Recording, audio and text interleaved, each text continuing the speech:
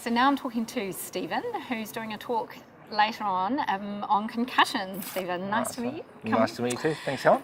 Now, what do we do when someone who comes into our general practice with a head injury or a bit of a knock on the head in the weekend? How do you approach it? So the first thing is you've got to make a diagnosis, and unfortunately, unlike some conditions we come across where you can send someone for a blood test or some form of imaging, concussion is still a clinical diagnosis. So you've got to take a good history, and that may be from varied, people really. So you might have some people who witness the event. Nowadays, people often with their phones are recording and sometimes capture the event. Coaches or team managers, whoever else is involved with your child's team, because they're going to give you the diagnosis really, or assist you making the diagnosis. Okay. And obviously we're talking about kids as well as adults here, because there's all this new high-powered sport going on that kids are involved in. How do we approach the worried parent and the child who's not looking particularly good?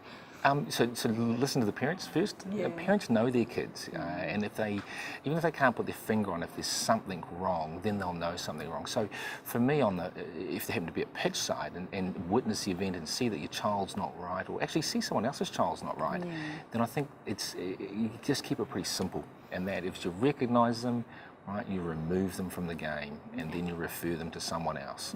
All right, and if we can get that message across in everyday sports events, whether that may be midweek or on the weekend, then we'll be doing the best thing you can for your child or someone else's child. In terms of assessing people with concussion, how should we be approaching it?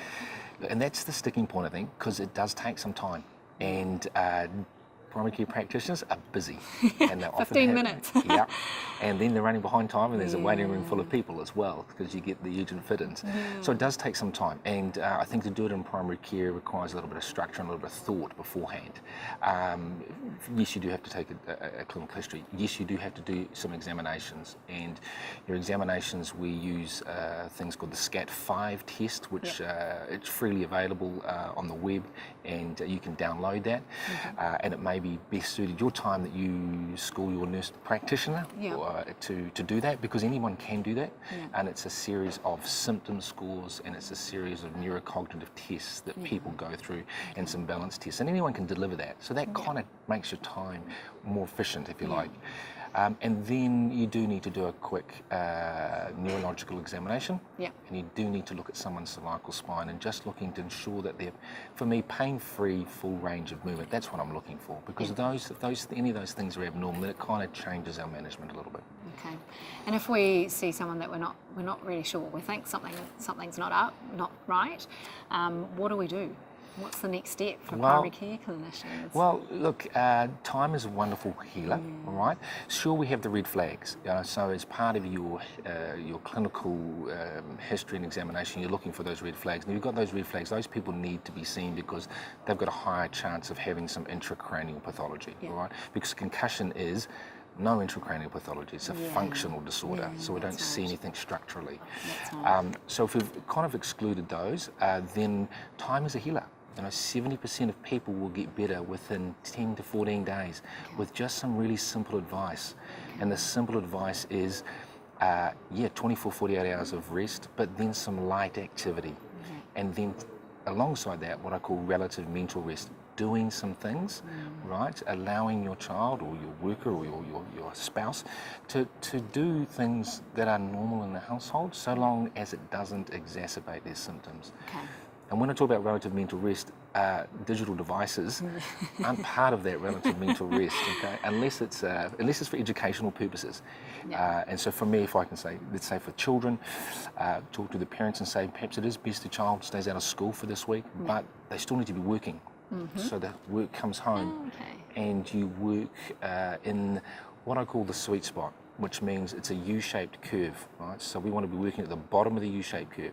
If you're working on either side of that, too much, you'll get symptoms and you'll feel terrible. Not enough, you'll take longer to recover. So finding that sweet spot, and that might be 10, 15, 20 minutes of schoolwork, and then a 30, 40 minute recovery period, and then 15, 20 minutes of work, and you monitor that by how your child is or how the person is symptomatically. We're not looking for no symptoms. We're looking to ensure that what they're doing doesn't exacerbate their symptoms. Should we be asking people to come back in and see us after we've made this diagnosis and given the advice? When and how often should we be following them afterwards? Yeah, so certainly I said 70% of people within 10 to 14 days. So I would be seeing them within 14 days. All right, from the event, not from when they present. Yes, of course. And if they're symptomatic at that stage, then I think they need to have a referral.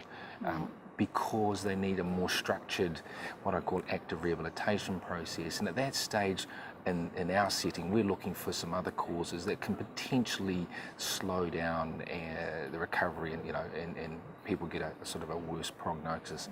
A lot of work around the neck and cervical area, and a lot of work around the balance organs and vestibular dysfunction. If someone's worried about a patient in front of them that they think has concussion and they're not sure where to go with it, what should they do? Can they call someone for advice? What's their sort of first reach? Yeah, there are some clinics around. Promote our own one, of course. So we have a dedicated sports concussion clinic, which we are very fortunate that ACC fully fund, so they support us. And we've been doing that for a year, and that's in Auckland. But the beauty of that is they've taken the program that we are doing, and they have called for expressive interest, and looking like this may be a nationwide thing, right? So hopefully it's going to roll into the other regions, which would be great. We have dedicated, sports concussion clinics which are funded. The other options is knowing your practitioners around. There are a lot of people involved in your community who are involved with sports and sports medicine. That may be at a club level, it may be at, for example, someone who does some match day doctoring for rugby sides, around the country. And those people will have some slightly more skills as well, right? So knowing that what's in your region, referring them early. And then there are the traditional concussion services as well. And they provide what I like to think was a much bigger wraparound services with occupational therapists, neuropsychologists, and not everyone needs that. But if that's the only thing that's available in your area, then that's another port of call as well.